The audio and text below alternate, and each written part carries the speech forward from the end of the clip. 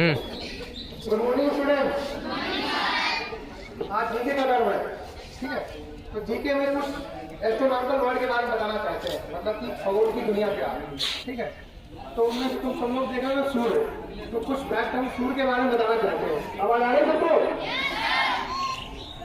तो देखो, पहले तो ये बात करें, अगर हम पृथ्वी से ऊपर जाएं तो ऊपर क्या है? आकाश। आकाश से ऊपर जाएं तो क्या है? क्या है? अंतरिक्ष। और अंतरिक्ष कहाँ पर है? ब्रह्मांड में। कहाँ है? तो सबसे पहले हम बताएंगे ब्रह्मांड क्या है, मतलब ऊपर की दुनिया क्या है, पृथ्वी के अलावा क्या और भी ग्रहों पर दुनिया है, उस चीज के बारे में थोड़ा सा बताना चाहते हैं। तो ब्रह्मांड क्या होता है? असंख्य तारों का समूह, जहाँ बहुत सारे तारे हों, तारे, पृथ्वी, उनका पिंड, ग्रह, उन सबको मिलाकर जो एक संरचना बनती है उसे बोलते हैं ब्रह्मांड, ठीक है। तो ऐसे असंख्य तारे हैं, और असंख्य तारों में मतलब कि पूरा ग्रुप होता है, और ग्रुप का जो तारा होता है उसे कहते हैं मतलब कि आकाशगंगा। तो ऐसी लगभग हमारे ब्रह्मांड में 100 अरब आकाशगंगा है। कितनी? 100 अरब में से एक हमारी आकाशगंगा जिसका नाम है एंड्रोमेडा, ठीक है। उस आकाशगंगा में हम लोग रहते हैं, हमारा अस्तित्व है। तो उस आकाशगंगा में भी लगभग 100 अरब तारे हैं, और उनमें से एक सूर्य तारा है। क्या है? सूर्य क्या है? तारा। अच्छा, तारा क्या होता है?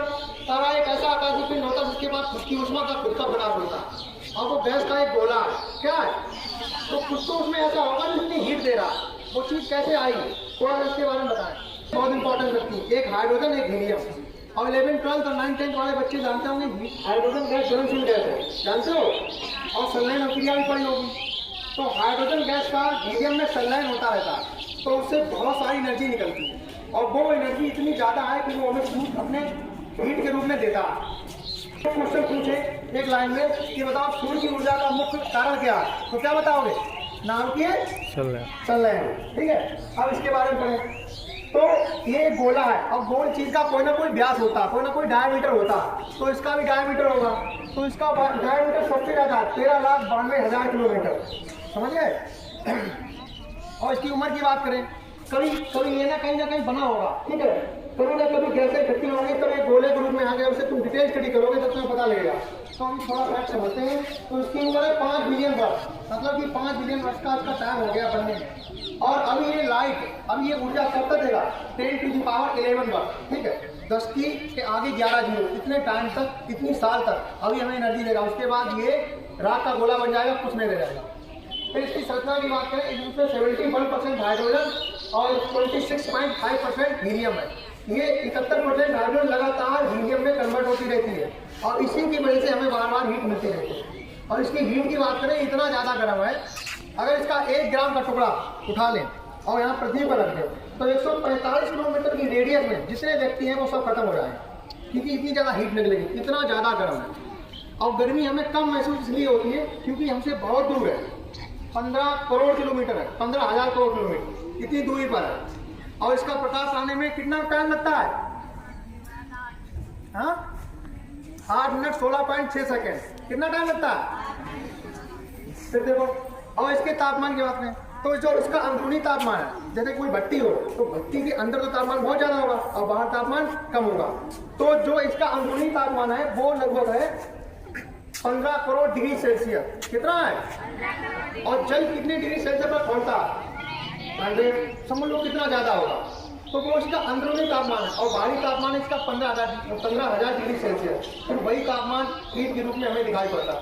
फिर आगे देखो, इसकी दूरी, इसका परिमाण काल, जो तुम्हें सूर्य दिखाई पड़ता ये रुका हुआ नहीं है, ये अपनी आकाशगंगा के चक्कर लगा रहा है, और इसकी स्पीड है 250 किलोमीटर पर सेकेंड, मतलब कि 1 सेकेंड में 250 किलोमीटर।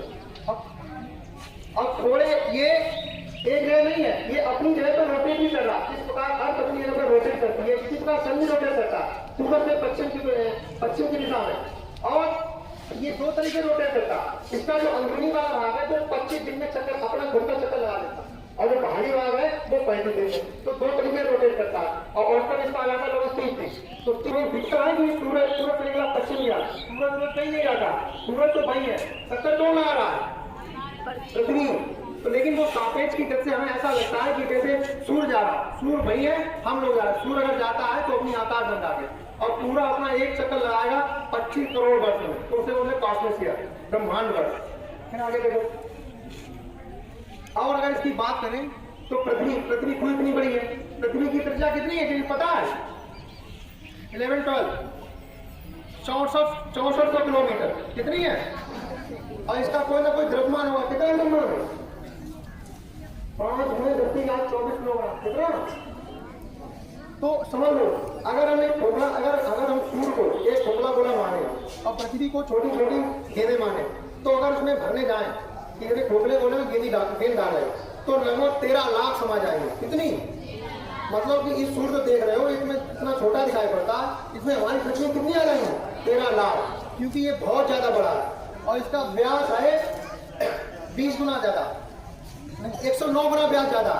जो भी रेडियस हमारी इसकी अर्थ की है उससे 109 गुना ज्यादा किसका है? सूर्य का। और इसके घनत्व की बात करें वो भी 20 गुना ज्यादा, कितना? और अगर हम इसकी ग्रेविटी की बात करें तो 28 गुना ज्यादा। मतलब कि अगर कोई चीज यहाँ 28 घंटे में ऊपर से नीचे आती है तो वहां 1 ही घंटे में नीचे आ जाएगी। इतना ज्यादा ग्रेविटी ज्यादा। और ग्रेविटी क्यों ज्यादा होगी, किसी पता है? ग्रेविटी का फार्मूला मालूम है? एम बराबर बताओ, 11th वाले। यह बराबर